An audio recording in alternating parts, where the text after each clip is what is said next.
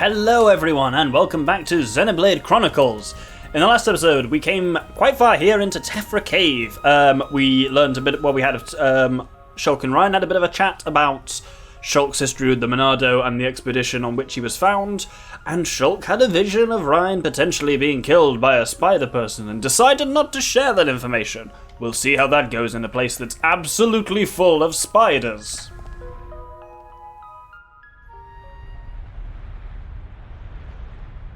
What on Bionis are those? Monsters' egg sacs, I think. But it looks like there are mechon parts inside as well. Man, what kind of monsters are they? Probably some type of arachno. Ryan, get back!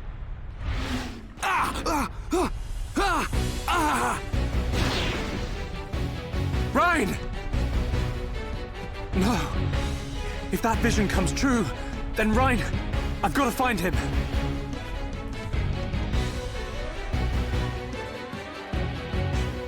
So, in an event that was apparently hard to foresee, with a sword that can see the future, Ryan has been abducted. These are arachnopods, by the way. If you make enough noise near them, they will attack you, in inverted commas. Their only attack is hatch, at which point an arachno comes out of them and starts fucking you up.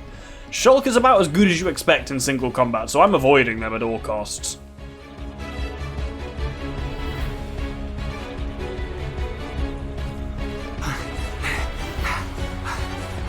You things just don't give up, do ya? Ryan! I've got to hurry.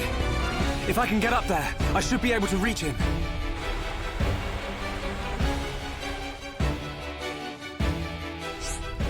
So this icon is displayed on climbable walls and pillars, which is kind of cool. One of the things I've kind of talked about this briefly, so this is Villia Lake, by the way, which is really pretty. I get real Meteor Falls in Ruby and Sapphire vibes from it, but it's very pretty, but unfortunately we can't exactly stay to take in the view, but we can stay to take in a couple of collectibles. Anyway, yes, I've talked about this a little bit before, but one of the things that's quite unusual in this game for an RPG is it has quite a surprising amount of platforming elements, and we'll see this more and more as we kind of go on. But the jumping is part of it, the climbing is part of it, it's all kind of very cool, but as you can see, Ryan is having a bit of a bad time here, so let's chase him down and see what, if anything, we can do to stop the vision coming true, or whether Shulk's just cursed to see all his friends die shortly before it happens. Shulk! Where are ya? Ryan! Ryan! There's too many of them! I killed one, and 10 more pop up!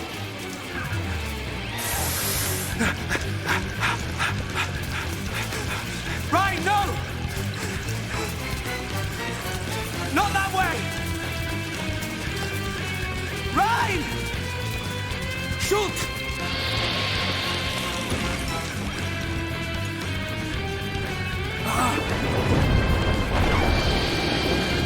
Ryan!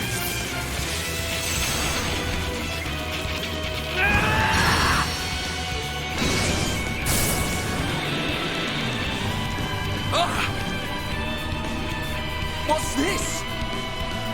The power of the Monado!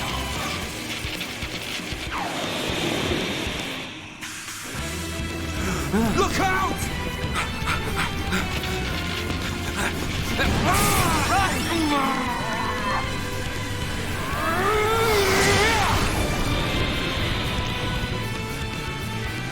Glad one of us figured out these things would try and ambush. Let's do this, Shulk. Right. So, introducing one of the coolest concepts of this game, and again, there's a lot of really cool mechanical stuff on this where they really go to town with the idea that you have a sword that lets you see the future. New art learned, Shulk, Shield. The party can now have visions of the future. During the party, the battle will be able to see in advance the dangers that await. The vision tags show you information about what will happen in the future. So here, the attacker is going to use the Arachno Crush 1 in 12 seconds, and the victim will be Ryan, and he will take 1,566 damage. The colour of the art name tells you what type it is, so there's physical arts, there's ether arts, and there's talent arts that are different colours. monsters have arts just like we do, they just don't have access to quite as many. If we know a vision's coming, if we have a block of beans in our party gauge, we can press B near someone to warn them about it. If we warn them about it, then they can use an art there, regardless of recharge, they can just kind of like fire it off. This may be able to change the future by killing an enemy or drawing aggro or something like that, by kind of just changing the future in that way. Monsters' talent arts, so end in a number, so Arachno Crush 1, for example, can only be blocked by using Monado Shield. So if you're Shulk, you can just use Shield yourself. If you're playing as Ryan, you can warn Shulk, and he will use Shield for you. We'll hopefully see it before long. Indeed, straight away, we're getting a vision. So the Arachno Queen is going to use Arachno Crush on Ryan. It's not going to kill him, but it's going to do quite a lot. We have gotten a party gauge, so we can warn him. And in response to him being warned, we can say, use War Swing. That'll be pretty good. Not going to change the future, though. For that, we need to throw up Monado Shield. So with Monado Shield up, he now takes 2 damage from Arachno Crush. It almost completely blocks it. We'll build up party gauge real fast here, because there's so many enemies that you can just fire off attacks against. But yeah, he's got the shield up, which only blocks talent arts, as I say, but it blocks them entirely. Most normal monsters don't have talent arts. They tend to be a thing on unique monsters and generally kind of more special ones. Much like Monado Enchant, this uses about half of the Monado gauge rather than the whole thing. What we need to do now is they've used Bind on me, they can do that. Basically, they have like an Arachno Spit attack, which will inflict Bind on you. I'm going to try and build up my party gauge by getting some bonus effects off on these guys, which has worked fairly well. And what I want to do is, we've toppled him already. Her even. The Queen's definitely a female. One more bonus effect. Oh, the Queen's Fury, that doesn't sound great. Let's get behind, and let's use a chain attack. So we'll start off with Shulk, and we'll use Backslash from behind, which will do a decent amount. And then we'll use War Swing from the front. And that extends. I probably should have tried to break and topple, but we'll try again. So we'll break now. Oh, didn't quite have enough time for the topple, but hopefully Ryan will topple, and now we're out of the chain attack. Nope, apparently not. Oh, and we are getting another vision. I'm guessing this is going to be Arachno Crush. This is basically teaching you how visions work, so we would expect it to fire up quite a lot. So, once again, we're going to take brief advantage of this to... Right, let's do something clever. So, I'm going to break the Queen, then we'll go up to Ryan and warn him about what's going to happen, and we will topple. As I say, like in a chain attack, arts are recharged immediately upon warning someone about something. And note what happens to the time remaining. 12 seconds until it kicks off. If we topple the Queen, it changes the future because it stalls that timer. And in that time, we can now throw up a shield. We can actually probably kill the Arachno Queen before it fires up, but there we go. We did just. Looks like the Monado works on more than just Mechon. I gotta say, that's pretty awesome. Ryan, I just realized something. Huh? The future I see, it isn't set. I think it's more like a warning. A warning? Yeah. A warning about what will happen. What will happen if I don't do anything. Or if I can't do anything. So I can use this power to change the future. And that's exactly what I intend to do. You've got my vote. And if you really can do that, I think Fiora would have liked it too. Yeah. Right, let's get moving. We're nearly at the Bionic's knee. That line annoys me. I think Fiora would have liked it too. Yeah, Fiora would have liked Shulk's ability to change the future. She probably would have liked it so that Shulk changed it so she didn't get fucking slit by Metal Face. But there we go. For defeating that, we get the Queen's Gut Fluid, which is rather unpleasant. Oh yeah, it's saying here, so you notice she was using Arachno Crush 1, and we have Monado Shield level 1. You have to have a shield of the same level or higher as the talent gauge to successfully block it with Monado Shield, so make sure you just keep that kind of topped up. Skill links. Here's another complicated mechanic we're getting access to. So, we've talked about skill trees. And I'm going to check my skill trees, although they should be. Restores HP to encourage ally. Agility up at the battle is not bad. We'll have that one, I think. Ryan, are you working on the right one? Aggro Draw Man Mad Taunt, that sounds pretty good. Max HP, oh, that sounds good as well, let's get that. So, skill links. Shulk's got his skills. Ryan's got his skills, and you notice they all have shapes. If we go, for example, for Shulk into skill links, Shulk can take some skills from Ryan. There are 2 conditions for this. Well, 3, technically. So Ryan has to have unlocked the skill, as one thing.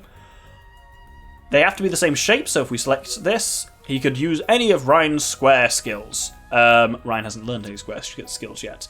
And equally, Ryan hasn't learned any circular skills yet, so Shulk can't take any of those. You'll notice at the top it also says affinity coins. You have to spend them to create a skill link, and the more difficult, more good, basically better skill links, more good skill links require more coins. Here we can actually show an example, but it's way to show this off, Doctor. That Ryan could learn medium armor from Shulk, but Ryan can also already learn medium armor from Ryan. The further the affinity between Shulk and Ryan increases, the more skill links and of different shapes they'll have access to. I'll talk about that more, hopefully, when we've actually got some stuff we can do with it. In the meantime, obviously Shulk has learned Monado Shield. Do I want to level some stuff up at all? It's probably worth leveling up Monado Buster a bit. For now, we ain't encountering too much stuff. We're not likely to pretty soon have anything with 2nd level talent hearts that's going to be much of a problem. Ryan, let's level up some of your stuff as well. I think Bone Upper will be handy to bring up another level, because that's just a deeply useful thing. And now, time, I think, for some side quests before we head out of Tephra Cave through that web wall there. So, we'll start by heading all the way back to the escape pod bay. And here, this Defense Force soldier now who defeated the Queen, I think that's what triggers it, gives us some more quests. There are some monsters blocking the way ahead. That doesn't sound good. It wouldn't be a problem if we could take care of it ourselves, but they're just tougher than we expected and we can't take them down. Looks like you're stuck between a rock and a hard place. What type of monsters are they? I'm pretty sure they're arachnos. Seeing as this is Tephra Cave, I'd best say they're the prime suspects. That's just what I didn't want to hear. Let's cut to the chase. So now you know the score. Will you help us out? So, defeat 2 Devoted Arachno, 4 Resolute Arachno, and 3 Zealous Arachno. A lot of Arachnos. But we'll come across them fairly naturally along our ways. Don't worry.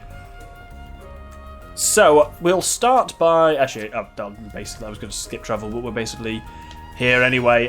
Ooh, an Insanity Mint. I must actually be nearly towards completing the Collectopedia for this area.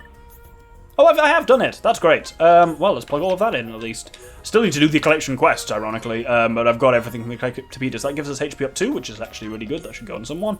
The bug category gets us slow resist, which would have been handy in that fight we just did, where we had a load of arachnos inflicting slow on us, but no. Then from the flower category, poison defense, again potentially useful against arachnos, but there we go. And the caterpiles. And we get the warrior cuisses for doing all of it. Wonderful. Let's do some equipment. So they don't have the poison defense gem attached to them, but they are just much better on Ryan, so we'll equip those. I'll just play around with some more equipment while I'm here. As you can see with Shulk, I'm also focusing quite a lot on agility, basically the ability to hit enemies, it's like an accuracy thing, and also the ability to dodge enemy attacks is a nice way. Like, Shulk's defense isn't great. There's one of my kneecap rocks. Shulk's defense isn't great, but his agility can be much better than Ryan's, and that's the advantage as well. If anyone was wondering, wearing lighter armor tends to be better for your agility. And basically, that's just 2 different ways of dodging attacks.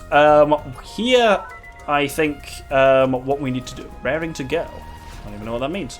Well, it's an achievement. I don't know what the achievement is for. If we move along from the Spring of Grief to Villia Lake here, we should see the arachnos that we need to clear out. So this isn't like kill 3 of like some random enemy that spawns. These are only the enemies that you need to kill for the quest are here, so we just need to take them out. They're all, despite the fancy sounding names, they're all basically the same, and they're all little more than just a standard arachno enemy, so we'll take out the devoted ones first. So with that, we'll get various crystals and move on to the next chunk of arachnos, which are ooh, there's quite a lot of useful shit from there. I'll have a look at that, and then we'll move on to that next chunk of arachnos that are over there.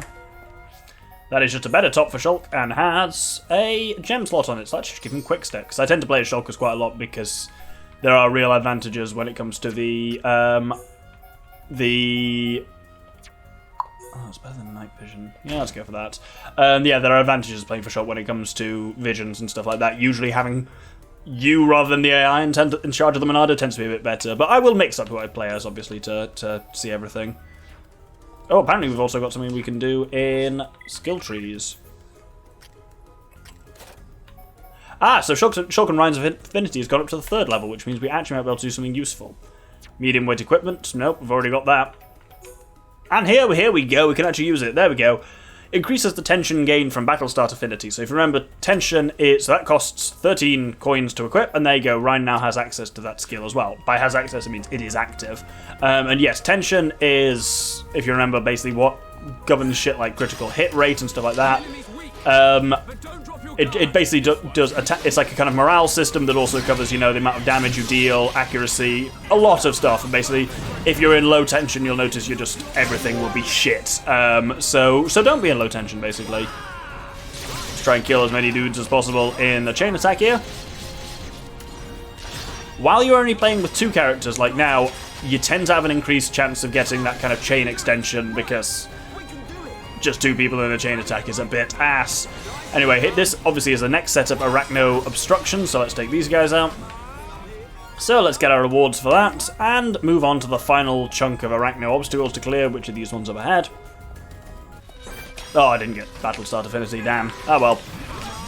Let's kill these guys anyway. So Arachnos also, it's worth noting at this point, they are what is called a kin enemy, or a family enemy. I'm not sure there's ever actually an official term for it, but basically enemies which clearly come from the same, like, group, to the point where, so, like, Bunnets are kind of like that. I think Caterpillar also are somewhat like that. Basically, if one of an enemy of their kin is attacked nearby, all nearby ones will join in the attack. So if you attack an Arachno and other Arachno are kicking about, they'll tend to be like, an Arachno is under attack, let's sound the Arachno horn, kind of thing. So it would be hard to engage just one of these Arachno without engaging the whole swarm. Anyway, let's just take out these guys. Oh, we're having a vision. That's never a good sign when we're against small animals. Small animals, small monsters. So that... Oh, right. It's warning me that one's going to topple Ryan. And unfortunately... Oh, Ryan has changed his own future by killing the damn thing. There we go. Now we've got enough to warn Ryan. So what are we going to do? We can topple it to continue its topple, or we can just try and actually kill all of them with War Swing. That's one way to change the future. It's going to hit Shulk and it's going to miss because Shulk drew the aggro, and now it's going back to Ryan and it's going to kill him. Oh dear, I can't block that because it's not a talent art, so shield doesn't help me here, but... Yep, there we go. So, yeah, right. I see what happened there. I thought I was drawing the aggro, and that was what was keeping me alive. But no, Ryan was going to die from other causes, and therefore the attack would target Shulk in the first instance. So I did exactly what Shulk did, of not correctly interpreted a vision. And I like that the game gives you the opportunity to do that. The vision system is messy in an already messy battle system. Like, don't get me wrong, it means there's even more going on in battle. And this is when we've only got 2 characters kicking around. But it is very cool that it weaves how the Monado works into gameplay in that way. Oh no, I'm dead. And so's Ryan. Shit. I suspect a lot of the problems there actually came from not properly getting, genuinely from not getting Battle Start Affinity properly. Is we started on lower tension than I would have liked to be on, and just everything's an uphill struggle from that point, really. But anyway, let's go and try that battle again. Okay, there's a lot of them still here, but fuck it. Let's actually get that this time, and let's roll. So I'm going to try and make sure that we all focus on similar stuff. I basically target one enemy and then move on and target more of them at that point. Let's try and hit some of these guys in the line with Buster. There we go. I'm going to try and use Monado Buster more because that's basically Shulk's kind of AoE crowd control that's very nice. And just keep an eye on people's health. I'll let you know how it goes. There we go. Well, we're still in a fight, but that was the last of the obstructions we need to clear. So we get a 3rd level bleed defense gem, which stops bleed.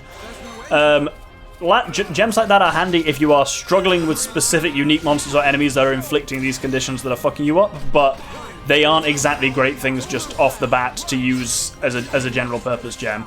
We're too high level for those guys over there to even bother with us, which is nice. So let's get all our rewards from this, which are the kind of stuff we're similarly sitting on anyway. And with that, we can proceed through to Villia Lake. And as I say, last time I was slightly sad to not have a better chance to take it in a bit, because it's a really pretty place, Villia Lake. That it's just all very bright. There's all the waterfalls coming down, and there's actually some business we have here. Do you remember the guy who was saying he lost his pendant that his girlfriend gave him before joining the forces? And he said, go to Villia Lake and look for the kind of where everywhere is blocked. And indeed, there is your lost pendant. So let's return it to him. He's confusingly, actually, even though he's in... It's a Tephra Cave quest, he's in... Well, it's not a Tephra Cave quest, because while it obviously is, he's in the Cylinder Hangar, which is technically a part of Colony 9. So we'll go over there and return it to him. Yep, that's it. It's my pendant. I'm so grateful. I don't know how to thank you. I'm glad everything worked out. Nice one, Shulk. Let's keep the work up good. What? Let's keep the work up good? Idiot. Of course. Nothing can stop us once we get going. I think you deserve a reward. Take this. So he gives us Quark gear. Yeah, gear often uses for a helmet in this game, and that's just an odd translation, I think. I can't picture anyone actually saying that. But we will head back to Villia Lake now. And there's a couple of things I want to show off here. Firstly, behind... So we went just straight up there last time, but if we go further back, then on the left, underneath the waterfall, we will find another ether deposit. And because it's under a waterfall, this is water ether crystals. And I think these ones tend to be a bit more associated with HP and preventing bad status conditions and stuff like that. There is also over here a door. And you could open it if you had a key. We'll come back to that a bit later. I'm going to actually use the quest marquee. Gluttonous Eugene, an invisible monster, unique monster.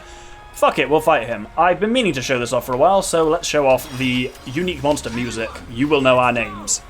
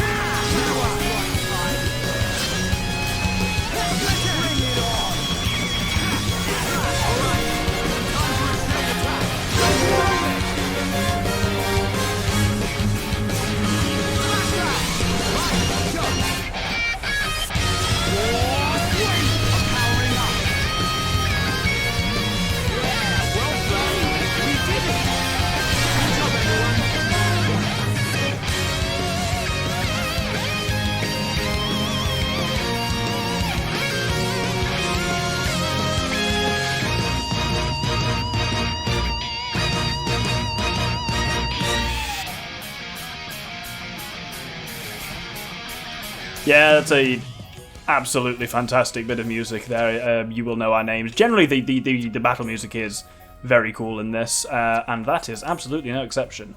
Topple Resist might almost be handy there for Ryan. Obviously, we lose some ether defense and gain some weight for it being heavy armor. Yeah, let's go for Topple Resist. Ryan getting toppled is bloody annoying. With that, I'm just going to bring up the quest thing now and use that to try and find... Oh, we've got the thank you thing to get. Try and find some of these kneecap rocks and collectibles that we're looking for. Oh, thanks, game. Go through there. Handy. That is blocked off. And spoilers, game. Oh, how dare it. Well, that's apparently going to be potentially an option later in the game. But anyway, there's some over there. There's one there in the Cylinder Hangar. Not Cylinder Hangar. It doesn't even have a name, just where Woolside Gwynry was. And Woolside Gwynry is still gone, so there we go. That completes our first collection quest here of the Cap Rocks. And apparently there's also a bright fig in there as well. That's handy. Cool. With that, I think we basically done everything that I want to do here in Tephra Cave. So with that, let's head out to... Oh, there's no walk point there. Okay, well, let's go to Villia Lake and then walk all the way back to where we fought the Queen. And now, just to make sure you don't somehow kind of jeb this before you defeated the Queen, you can use the Queen's goo sack, or whatever it was called, to melt through that wall, and we can emerge, finally, out of Tephra Cave and onto the Bionis Knee.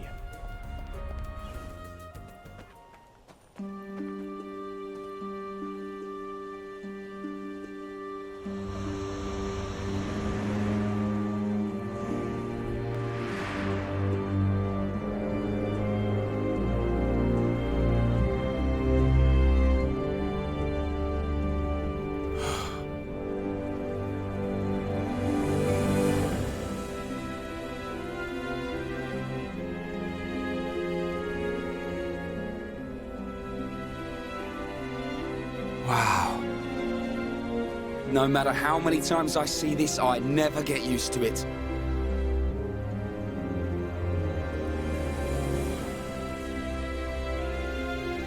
On the other side of those clouds. Yep. It's our enemy. Mechonis. Our enemy.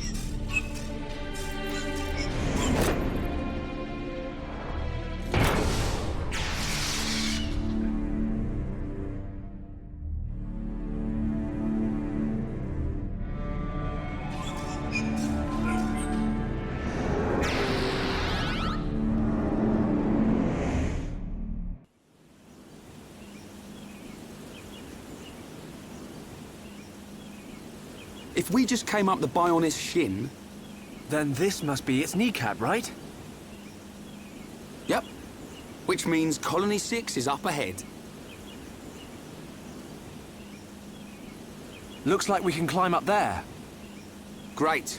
I love a good climb. Now, without a shadow of a doubt, one of the best things about the Xenoblade games, all of them are kind of like this, but... Oh yeah, by the way, speaking of all of them, about shortly after I recorded the first chunk of episodes, they revealed Xenoblade 3 as a thing, and I'm not going to talk about that at all, because it would be spoilers for this game, and it would be spoilers for Xenoblade 2. Looks really cool, though, coming out in September, so hey, if you want to watch all of this before it comes out, maybe I'll be finished with it by then. I don't know. But one of the things the Xenoblade series does fantastically is a sense of scale and vistas. We can't see it up there because of the clouds, but that's the entire body of the Bionis. You can just see its left arm over there. Above us is the Mechonis sword. Do you remember the Battle of Sword Valley at the beginning? Wonder where Sword Valley is located. And then right over there is the Mechonis itself. Even you can see its fallen arm from the first battle way down below us there. It's seriously cool, and that opening shot that kind of shows it off is very nice. We've got a thank you here. Your man has buried something here. That was the quest. Indeed, he buried a Topple Resist 2 gem. Cool. It's alright, I guess. We'll just end up by proceeding onwards here. And you'll notice, if we grab, for example, a collectible, it's a happy rabbit. Am I wrong? I think we are still. No, there we go, yeah. So, weirdly, while we have emerged onto the Bionis knee, I'm being attacked by a bonnet? Fuck off, you're level 12. What business have you got attacking me while I'm trying to do an outro? Ah, no, it's nighttime, you can just... I mean, nighttime is also very pretty out here, but it's spooky that also you just see the lights of the Mechonis just about illuminating it.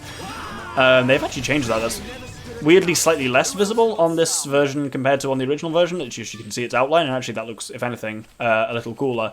But I think we'll hold the episode here. Through there is the Bionis leg, and one of the best looking and sounding and just design-wise one of the best areas in the game. Certainly the best we've seen so far by quite some margin.